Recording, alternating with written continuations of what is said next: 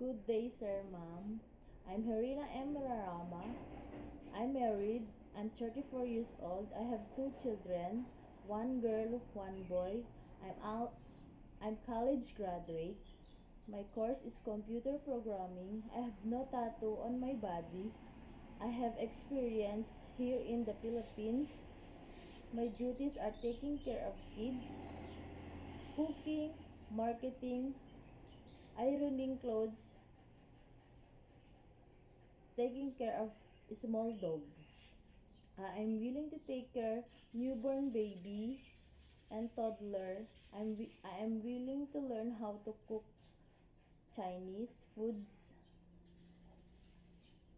I always make sure that clean and healthy kids, and I will prepare the healthy food for them.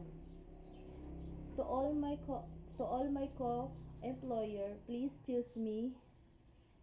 I am kind, flexibility, hardworking, and honest.